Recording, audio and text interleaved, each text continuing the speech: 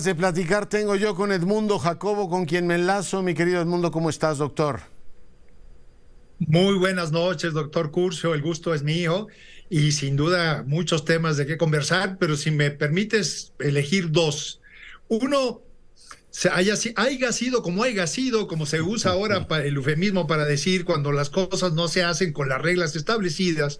El Frente Amplio por México tiene candidata, coordinadora, pero ya veremos en marzo del próximo año que pasará, según los tiempos electorales, a figurar como la candidata del Frente Amplio por México.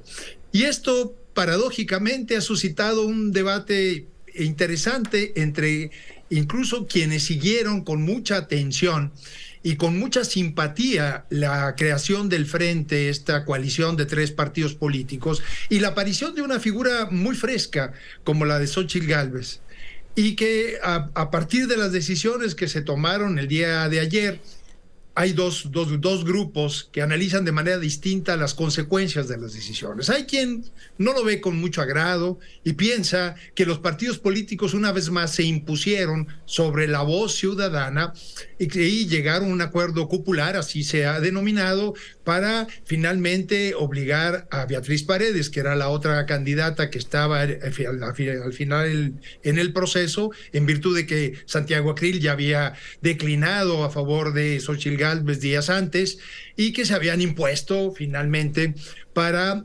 obligar a Beatriz Paredes a dejar esa posibilidad y abrirle el camino a Xóchitl Gálvez para ser la candidata única. Y critican esta decisión que consideran popular y que de alguna manera deja de lado esta emoción, digamos, ciudadana que se había levantado con la posibilidad de que el próximo domingo la ciudadanía acudiera a las urnas para ratificar una decisión entre dos posibilidades. Pero también están quienes del otro lado, como siempre sucede en la vida, señalan que fue una decisión necesaria para evitar una confrontación y un desgaste innecesario entre los partidos políticos. Y además hay quien habla de que sospechaban de la posible injerencia de agentes externos al padrón auténtico del frente y que pudiera distorsionar el resultado o manchar la jornada del próximo domingo, y que para evitar tanto el desgaste interno en los partidos como esta posibilidad de amenaza, era preferible mejor cerrar filas en torno a una sola candidatura, en virtud de que las encuestas que se habían levantado le daban una clara, amplia ventaja a Xóchitl Gálvez frente a Beatriz Paredes. Yo espero que muy pronto esto se pueda digerir, porque creo que finalmente una y otra posición tienen algo de razón. ¿A qué me refiero? En primer lugar, la candidatura de Xóchitl Gálvez vino a refrescar el ambiente, cambió de manera muy importante el panorama que veíamos todavía hace unos 2 meses atrás. ¿Por qué? Porque aparece como una figura emergente que, si bien se le vincula más directamente al Partido Acción Nacional, aparece no como una militante de años tradicional de ese propio partido, y parecería emerger más desde una voz más ciudadana. Y esto llama la atención a buenos sectores de la población que se han alejado de los partidos políticos porque han visto que los resultados de sus gobiernos no son del tamaño de las expectativas que se habían generado. Y sería muy lamentable que ahora, en lo que sigue del proceso, esta peso de los partidos políticos fuera el único sello de la figura de Xóchitl Gálvez. Creo que conservar, sin ser ingenuos, porque obviamente para lo que viene las estructuras de los partidos se requieren, pero conservar en Xóchitl Gálvez esa frescura en el debate, esa desparpajo, incluso cuando muchas ocasiones habla, creo que viene a entusiasmar a sectores de la población que sí buscaban ya una figura renovada, una figura fresca, insisto, en esta contienda que viene. Obviamente, ya en el caso de Xóchitl Gálvez, creo que muy pronto tendrá que cambiar el tercio y pasar a configurarse ya como una figura nacional con la expectativa de que pueda ser candidata a la presidencia de la República. En fin, es un debate entre los simpatizantes del frente, insisto, en lo que creo que hay parte de razón en los dos lados. De cualquier manera, y el presidente de la República, fuera el día de hoy o fuera el domingo próximo o el lunes después del resultado, en el caso de que se hubiera dado la consulta, hubiera ido en contra del frente en cualquier momento. Hubiera sido ingenuo pensar que no fuera de otra manera. Claro. Ahora bien, lo que viene es esperar al próximo miércoles, el 6, que se cierre el proceso más complejo aún que ha decidido Morena para elegir a su abanderado o a su abanderada.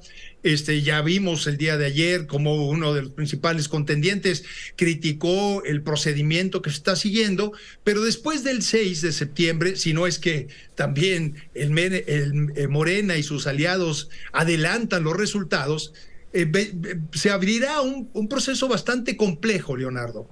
¿Por qué? Porque el Tribunal Electoral y el Instituto Nacional Electoral avalaron un momento que no estaba previsto en la ley, cuando los actores desataron los tiempos para la elección de lo que llamaron eufemísticamente sus coordinadores, y que realmente, como ya lo decía antes, se pasarán a ser sus candidatos. Sí. Pero, ¿qué pasará después del 6 de septiembre? Cuando ya este cobijo que abrió el tribunal deje de ser tal. Y me pregunto, quienes coordinen estos esfuerzos, ya sea el de la cuarta transformación o bien el esfuerzo del Frente Amplio por México, ¿guardarán silencio hasta la tercera semana de noviembre? Por supuesto que no. Yo creo que no va a pasar. Oye, yo creo que no. Xochitl lo tiene fácil, Edmundo, pues se regresa de senadora y puede hacer la función de coordinadora y senadora. Esa la tiene, digamos, el camino más o menos fácil. Pero la doctora, que hoy apostó, Xochitl, dice, el presidente apuesta que fui yo, y el presidente siempre gana, yo le apuesto que va a ser Claudia. Bueno, más allá de ironías, sí lo tiene más complicado, porque ¿dónde la colocan? No la pueden regresar de jefa de gobierno, ¿no?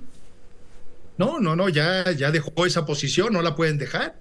Y además, aquí en esta ocasión, lo que está en juego también es algo bien delicado, Leonardo, que tiene que ver con los recursos que se han utilizado para estas movilizaciones que hemos visto en gran cuantía, y el sentido común nos dice que lo que han reportado, así lo dijo el presidente, las corcholatas, yo nunca hubiera aceptado una denominación de esa naturaleza, pero en fin, cada quien en su tribu, son recursos que en la cuantía que se ha reportado nada tiene que ver con lo que hemos visto de despliegues masivos, de espectaculares, de bardas pintadas a lo largo y ancho del país. Y eso es muy preocupante, porque que haya la duda de que haya recursos ajenos a los recursos públicos destinados a la política que puedan incidir en la política es algo delicado. Claro. Y las autoridades electorales van a tener un gran reto en estos próximos meses respecto a esta cuestión. Absolutamente. ¿Qué hacer porque dudo que la doctora Sheinbaum vaya a guardar silencio?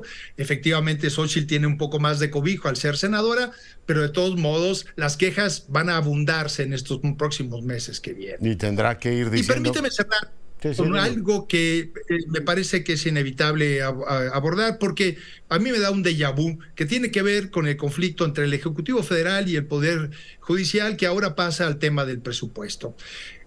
Ya en otra ocasión hablaremos más ampliamente al respecto, pero viene, y ahora con la instalación el día de mañana del Congreso de la Unión, la deliberación en la Cámara de Diputados sobre el presupuesto, y pues seguramente por esa vía se va a querer ajustar la voz necesaria del Poder Judicial para los próximos meses que vienen, y sobre todo para el presupuesto que ejercerá el próximo año, Leonardo. Sí, mañana se instala y mañana hay informe. Pues el presidente da tantos que ya se nos olvida que el día 1 de septiembre hay informe. Oye, en 20 segundos nada más comentarte, parece que fue muy dura el trato que dieron al comité técnico, las presidencias de los partidos, decir, que mira que trabajaron lealmente, Sánchez, Latapí, Baños, Morales, y les dijeron, nos haces públicas las encuestas y no va a haber consulta. Creo que no se lo merecían, ese es mi opinión, ni tampoco se merecía Paredes que la bajaran de esa manera, pero bueno, ese es mi punto de vista, Edmundo.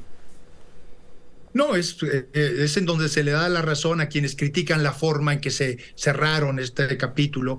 Efectivamente, porque tú y yo conocemos a los miembros de ese comité, es gente muy honorable, con muchísima experiencia, que además pusieron su tiempo, su esfuerzo y su prestigio en un proceso muy importante y que creo que y es algo que, perdón, tomo 10 segundos. Sí, porque es lo algo único que el tenemos. Frente va a tener que estar muy bien. No han podido explicar suficientemente la decisión que ha tomado y es importante que lo hagan no solamente para reconocer el trabajo de este comité, sino para explicarle a la ciudadanía las verdaderas razones de fondo de por qué adelantaron los tiempos. Sí, sí. También veíamos allá al actuario Herrero. Gracias, Edmundo. Cuídate mucho. Igualmente, Leonardo, muy buenas noches. Gracias a ti. Nos vemos la semana próxima, doctor. Pausa, volvemos.